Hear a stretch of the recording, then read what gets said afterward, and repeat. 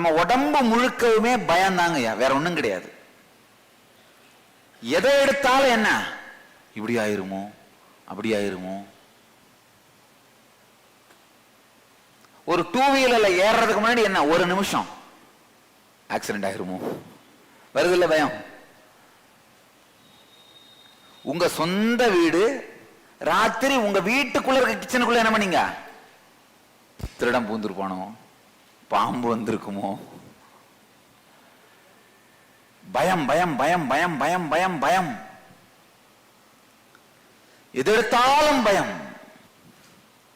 நம்ம உடம்பே பயம்தான், எது எடுத்தாலும் பயம். உண்மையில பாத்தீங்கன்னா பயம்தான் நம்முடைய வாழ்க்கையை வாழற எக்ஸைட்மெண்ட்டை அழிச்சிருதுங்கய்யா. நேற்று நடந்த ஒரு சின்ன நிகழ்ச்சி, திருவண்ணாமலை ஆசிரமத்துல விநாயகர் சிலை இருக்கு, பெரிய விநாயகர் விக்கிரகம் பிரதிஷ்டை பண்ணிருக்கோம். இது விநாயகர் சதுர்த்தி. சாமி திடீர்னு காலையில எந்திரிச்சு, சரி நானே சந்தனம் பண்றேன், சந்தன அலங்காரம் பண்றேன்னு சொல்லி சந்தனம் எல்லாம் வாங்கிட்டு வர சொல்லி 3 மணி நேரம் ஆயிருச்சு. அப்புறம் என் பிரம்மச்சாரியெல்லாம் கேட்டுட்டு இருந்தாங்க, என்ன சாமி உங்களுக்கு எவ்வளவு வேலை இருக்கு, இது யாராவது பிரம்மச்சாரியிட்ட கொடுத்தா பண்ணியிருப்பாங்கல்ல. எவ்வளவு வேலை இருக்குன்றது வேற, சின்ன விஷயங்களை கூட எக்ஸைட்மெண்டோட செய்யறதுங்கிறது வேற. சின்ன வயசுல இதெல்லாம் பண்ணி பழக்கம்.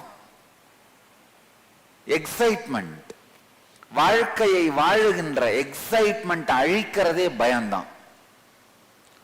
உங்களுக்குள்ள இருக்க அந்த பய சம்ஸ்காரங்கள் தான் சிம்பிளான எக்ஸைட்மெண்ட் கூட என்ன பண்ணிடுது, டிஸ்ட்ராய் பண்ணிடுது. உங்களுடைய வாழ்க்கையில நீங்க ஃபேஸ் பண்ற முதல் சம்ஸ்காரம் பயம்தான். ஸ்தூல சரீரத்துல தடையா இருக்கிற மிகப்பெரிய உணர்ச்சியே பயம்தான்.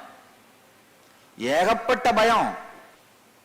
உங்களுடைய எதிர்மறை எண்ணங்களை திணிக்கும் பொழுது ஏற்படுகிற உணர்வு பயம். பல்வேறு பயம் சம்பந்தப்பட்ட உணர்வு முடிச்சுக்கள். முதல் பயம் என்ன, பணம் சொத்து காணாம போயிருமோ. அதனாலதான்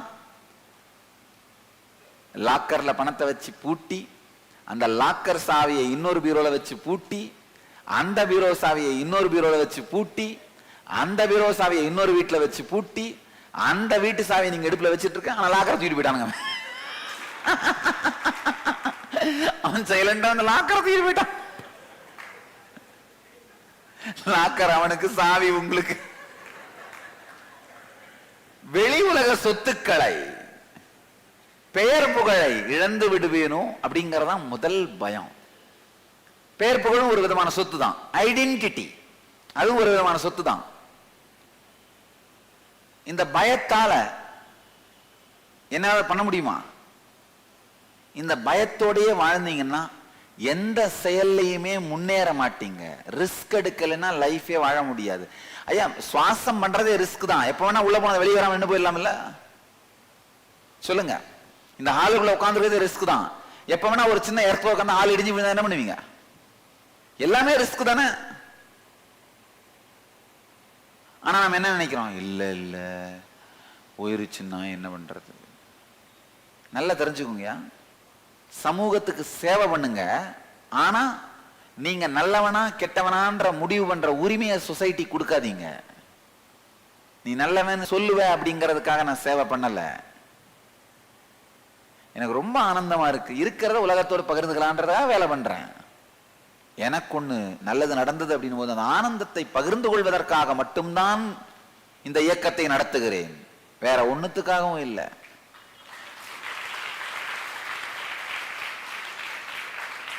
அதனால நாம் யாருக்கும் குடியல்லோம், நமனுக்கு மஞ்சோம்.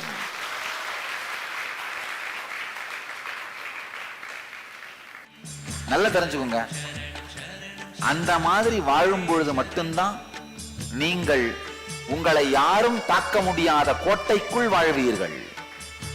இல்லைன்னா உங்களை ஈஸியா டிப்ரெஸ் பண்ணிட்டு போயிடலாங்கயா. ஏன்னா இந்த பெயர் புகழை இழந்துருவோன்ற பயம் இருக்கு பாருங்க, அது லைஃபே சின்ன பின்னமாக்கிடும். பய முடிச்சுக்களை அவிழ்த்தெறிந்து வாழுங்கள். நல்லது பண்ணாலும் வாழ்க்கையில என்ன பண்ணாலும் உங்களுடைய அன்பினாலும் ஆனந்தத்தாலும் செய்யுங்க. நல்ல பேர் வரும்ன்றதுக்காக நினைச்சு செய்யாதீங்க, வேண்டாம். ஒரு நாளைக்கு 20 மணி நேரம் உழைச்சு இவ்வளவு பெரிய சந்நியாச சம்பிரதாயத்தை உருவாக்கி ஆயிரக்கணக்கான மக்களுக்கு ஞானத்தையும் ஆன்மீகத்தையும் கொடுக்கிற நூற்றுக்கணக்கான நூல்களை எழுதி இவ்வளோத்தையும் செஞ்சு வச்சு மனித குலத்துக்கு தொடர்ந்து பண்ணிட்டே இருக்கிறேன்.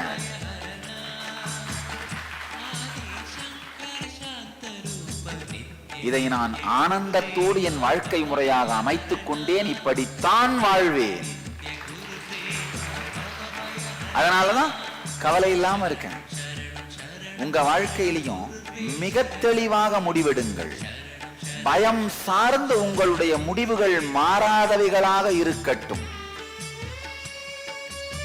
அடுத்து இருக்கிற பயம் முடிச்சு உடம்பு சரியில்லாம போயிருமோ, ஆக்சிடென்ட்ல மாட்டிப்போமோ, அதுதான் அடுத்த பயம் முடிச்சு.